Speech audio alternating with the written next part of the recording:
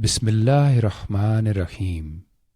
In the name of Allah, the most merciful, the most compassionate. وَإِنِّي لَغَفَّارٌ لِمَنْ تَابَ وَأَمَنَ وَعَمِلَ صَالِحًا ثُمَّ اهْتَدَى. But I am truly most forgiving to whoever repents, believes, and does good, then persists on true guidance.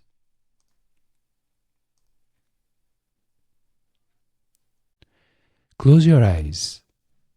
Take a deep, steady breath in and exhale, releasing the tension that resides within you.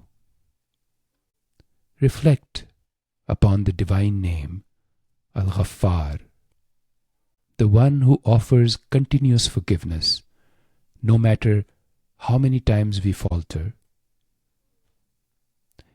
In our time, forgiveness is often misunderstood. It can feel like an admission of blame, an acceptance of punishment. It can feel like surrender to injustice or a weakness in standing up for ourselves. But divine forgiveness is not about blame. It is not about punishment. It is about returning to wholeness. Al-Ghaffar is not waiting to condemn you. He's just calling you back. He's inviting you to release the burdens you hold against yourself. Forgiveness is an act of liberation. It is the flame that burns away the false ideas that keep you feeling separated from Allah.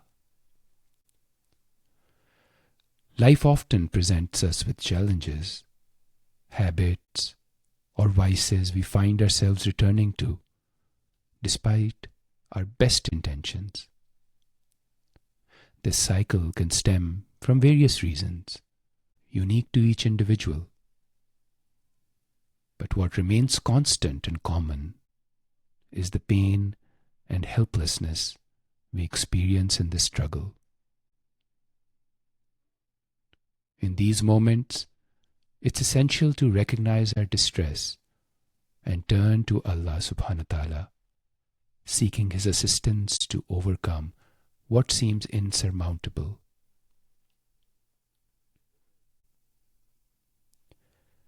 Now imagine standing in a dimly lit room, heavy with silence.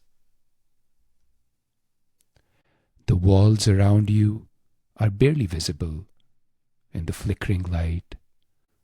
The air is thick and dry. In your right hand, you hold a burning ember. Its heat pulses, sharp and relentless. It sears your skin, sending pain through your fingers, and instinctively you drop it.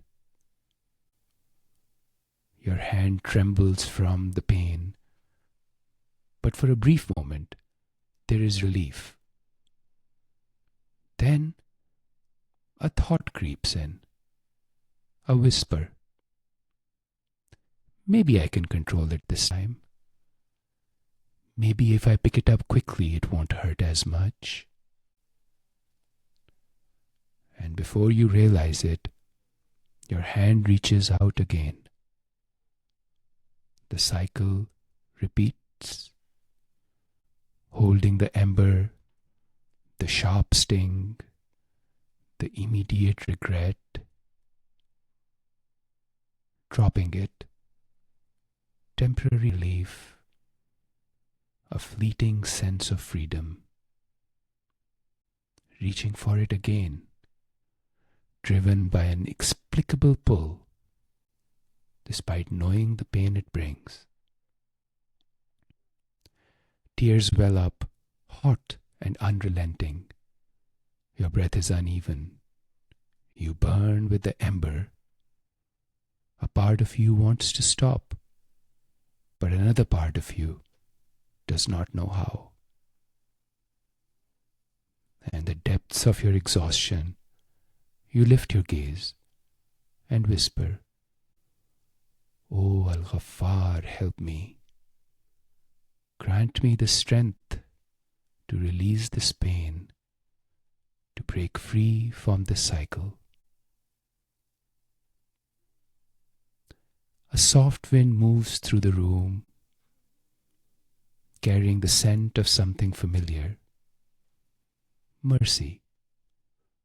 The ember still glows, but this time your hands remain at your sides. You do not reach for it.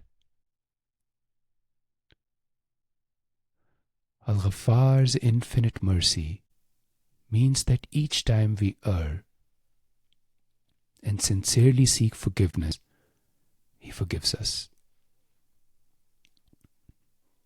This continuous purification is a testament to His boundless compassion. However, overcoming a deeply ingrained vice often requires more than our efforts. It necessitates divine grace, a gift from Allah subhanahu wa ta'ala that empowers us to transcend our struggles. We make ourselves available to divine grace through the action of Al-Ghaffar answering our prayers. By persistently turning to Al-Ghaffar, acknowledging our shortcomings, and maintaining a sincere intention to change, we open our hearts to receive this grace. It is through this humble admission of our dependence on Allah subhanahu wa ta'ala that we draw nearer to Him. Sometimes Allah allows us to continue struggling with our mistakes, not to punish us, but to increase our status. Perhaps if we never made these mistakes, we would never feel the deep longing for His mercy. Perhaps if we never needed forgiveness, we would never call upon His names. And perhaps the ones who stumble, the ones who continuously seek His mercy, are closer to Allah than those who see no need to seek forgiveness at all.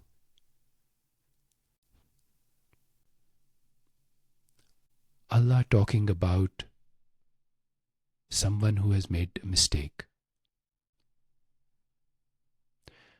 We saw him making mistakes, but he didn't know about the mercy we would like to bestow. The mistaker's conscience fears us, but it's clear. 100 hopes are found too in his fear. I frighten proud men who have not obeyed. But why should I frighten the one who is afraid?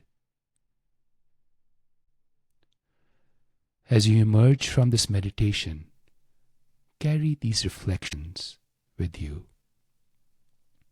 Understand that repeated mistakes are part of the human experience. Continuously turn to Allah for forgiveness, knowing His compassion is limitless. Recognize that true transformation often requires Allah's assistance beyond our efforts. Keep steadfast resolve to overcome whatever mistakes weigh on your heart. Trust in Allah's plan. Let your struggles and seeking forgiveness draw you closer to Allah, fostering a deep sense of reliance and love. The Prophet Muhammad ﷺ once said, "If you did not make mistakes, Allah would replace you with the people who would make mistakes and seek His forgiveness, and He would forgive them."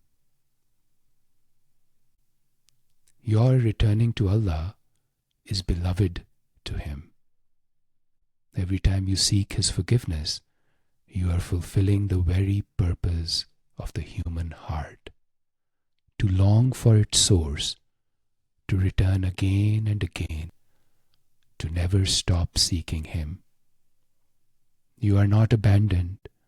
You are not beyond mercy. The door is open. The way back is never closed. Al-Ghaffar.